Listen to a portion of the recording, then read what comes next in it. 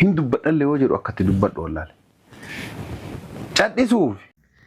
Nagaan isiniif haa ta'u isiniin jedha hordoftoota Ambooyyustoo nagaan isiniif haa ta'u akkam jirtu fayyaa keessanii hordoftoota kiyya baga nagaanaa taatanii baga fayyaa keessan taatanii isiniin jedha warri ammayyoonaa hordoftoota Ambooyyuutuuf hin taane subscribe godhuudhaan hordoftoota kiyya ta'an isiniin jedha. Warri immoo hordoftoota kiyya ammayyoonaa taatanii galatoomaan isiniin jedha hordoftoota kiyya subscribe illee naa godhaa jirtu jechuudha. Amma immoo wanti natti hanqatee wannidha jechuudha hordoftoota kiyya laayikii naa godhaan jirtan jechuudha viidiyoo koo laayik naa godhaan jirtanii laayikiin immoo wanni inni na fayyaduu fi akka viidiyoon koo nama bira gahuuf akka namootaan laalamuuf akka namni sabskiraayib naa godhan na gargaara jechuudha waan biraa miti sabskiraayibiin keessanii laayikiin keessan jechuudha hordoftoota kiyya kanaaf laayik naa gochuun dagatinaan siniin jedha hordoftoota kiyya galatoomaan siniin jedha warri laayik amma yoonaa naa gootan sabskiraayib naa gootan galanni keessan bilisummaa haa ta'u iddoo siin jaaladha iddoo siin kabajan siniin jedha viidiyoo bakka naamni janne taa'etan sinii waraabaa jira jechuudha viidiyoon koo baay'ee wanniin qabu sinii waraabaa jira jechuudha viidiyoo kanas wanniin waraabuu dirqamee fi obboleettii keenya caaltuu YouTube jechuudha. Obboleettii kanarraan dubbachuu dhufe jechuudha. Egaa obboleettiin keenya caaltuun maal taatee maaliif jechuun keessanii hin oolamu. Obboleettiin keenya caaltuun egaa caaltuu YouTube hin beektanii warra hordoftoota ishii taatanii warra akkasuma YouTube qabdanis warri YouTube hin qabnes caaltuu namni wallaaleen jira jedhee yaadu. Egaa caaltuun wanni ishiin taate hordoftoota kiyya yeroo hedduu jechuudha caaltuun akkuma kootii fi akka keessan nan dalagadha jettee biyya ishiirraa baate gaafa biyya ishiirraa baatu jechuudha. Biyya ishiirraa haa baatu malee na biyyarraa baatu biyya Yeemanii xalabaadhaan deemte jechuudha caaltuun biyya Yeemanii kontiraataan deemte kontiraataan biyya Yeemanii deemte Yeeman akkuma beektan biyya lolaati jechuudha. Akka sanatti mana kontiraataatii baate jechuudha.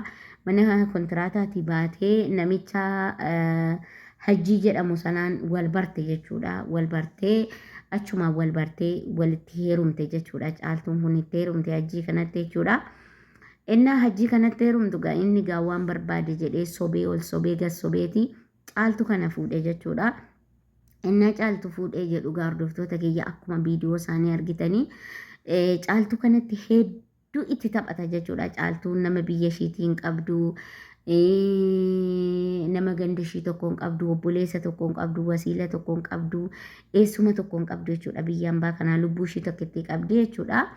Egaa caaltuu akka malee itti taphate akka malee itti burraaqa jechuudha namichi kuni.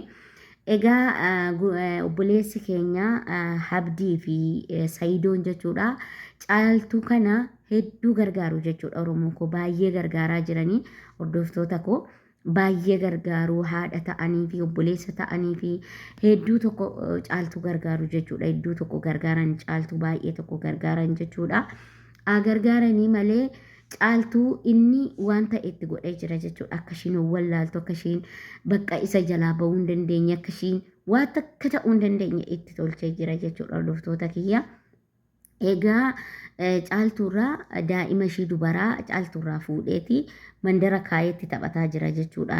Takka fidee viidiyoorraa waraabaa mana caaltuutti fidee viidiyoorraa waraabaa daa'ima kana jalaa fuudhee caaltuu akka malee godhaa jira jechuudha. Ammallee mucaa lammataa deessetti caaltuun akka malee godhaa jira jechuudha. Obboleessi keenya Abdiin immoo har'a maal jedheeni yaada dhiyeessee fi caaltuudhaanii daa'ima keessii akkatti rakkattu argaan jira akkatti siqaa'ee nyaattu argaan jira garaan koo na obsuu dadhabee caaltuu rakkina kee kana garaan koo obsuu dadhabee tole sittan araarama jedhiitii itti araaramiitii daa'ima kee kana jalaa fudhu daa'ima kee kana fuudhii daa'ima keetti illee taphataa jira sitti illee taphataa jira jedhee obboleessi keenya Abdiin caaltuu gorse jechuudha hordoftoota kiyya. Caaltuu gorsee jennaan gaa caaltuun gaa waan ishiitti godhamee jiru jira waan ishiitti tolfamee jiru jira ajjiitti hin deebi'u jette jechuudha. Ajjiittis hin deebi'u daa'ima koo akkattan irraa fudhu nan beeka anitti irraa fudhata daa'ima koo jette jechuudha. Daa'ima immoo hajjiin birrii ammanaa fiddu malee birrii doolaara 1,500 fiddu malee daa'ima sittiin kennu jedheenii jira jechuudha hordoftoota kiyyaa. Caaltuun gaa akkasitti abdiin kadhatee dadhabe jechuudha caaltuu. Yaa caaltuu itti araaramiiti daa'ima kee kana irraa fudhuuti booda dhiisii yoo dhiisullee ta'e malee daa'ima kee kanatti illee taphataa jira sitti illee taphataa jira namichi kuni jedhee gorse jechuudha obboleessi keenya hajjiini obboleessi keenya abdiin jechuudha hajjiin jedhe hordoftoota kiyya na of kalchaa'ee ishiin gaa caaltuun hin didde jechuudha hordoftoota kiyya lakkii hin barbaadu jettee diddee. Akkanatti hordoftoota kiyyaa ani kana caalaa waanan kanarratti dubbachuu barbaade dubartoonni keenya biyyaa baatanii anillee akkuma keessan biyyaan baa keessan jira biyyaa baatanii nama gara isaan beekne nama biyya isaan beekne nama eenyummaa isaan beekne nama akkanaatti hin heerumina adaraa keessan ashaangulliitii isin godhee isinitti taphatee jireenya keessan nyaatee maallaqa keessan nyaatee humna keessan nyaatee akka malee isin godhee akka malee isin irratti taphatee akka malee isin hin godhin irri namaa jechuudha hordoftoota kiyya. Maaliif kan baataniif dalagaa fi dalagaa baatanii dalagaa keessan dalagadha. Hojii keessan hojjetadha. Shawwadamtee caaltuun har'aa akkanatti waggaa meeqa guutuu umuriin ishii nyaatamee akkanatti ishiitti taphatamaa jira jechuudha hordoftoota kiyya. Umuriin ishii nyaatamee jireenya ishii dhabdee maatii ishii dhabdee dalagattee dhabdee eenyummaa ishii dhabdee ilmoon ishii ishiin deessallee ishiirraa fuudhamtee hanga akkana taatutti geessee jirti jechuudha hordoftoota kiyya. Kanaaf dhiira akkanaa kana ofirraa ilaalaa jechuudha. Ilmaan shamarranii nuti akka killeeti. Shamarran akka killeeti. Tokko cabnaan hin deebinu. Tokko onneen keenya cabde taanaan hin deebinu. Kanaaf dhiirota akkanaa kana dhiirota duudaa kana dhiirota sammuun isaanii duudaa kana ofirraa ilaalaa. Dhiironni gaggaariin guutaniiru. Kan dubartootaa tolan, kan haadha manaa isaanii jaalatan, kan obboleetti isaanii jaalatan, kan haadha isaanii jaalatan jirani dhiironni gaggaariin. Dhiironni hundi badaa miti. Dhiironni gaggaariin kan abbaa namaa caalan, kan haadha namaa caalantu jira. Garuu immoo dhiirota warra yaraa akkanaa kanarraa rabbiin sinaa eeguuf eegaa ijoolleen keenya shamarranii. Hedduu tokko guddisaatii of eegaa jechuudha. Nuti hanga burcuqqooti onneen keenya. Cabee taanaan walitti hodhamuu hin danda'u. Cabne taanaan ka'uu hin dandeenyu hordoftoota kiyya. Kanaaf ijoolleen shamarranii biyyaa baatanii biyya namaa jirtan rabbiin sinaa eeguu of eegaa. Uummata akkanaa kana dhiira akkanaa kanarraa of eegaa jechuudha. Of eeggadhaa dhiira akkanaa kanarraa.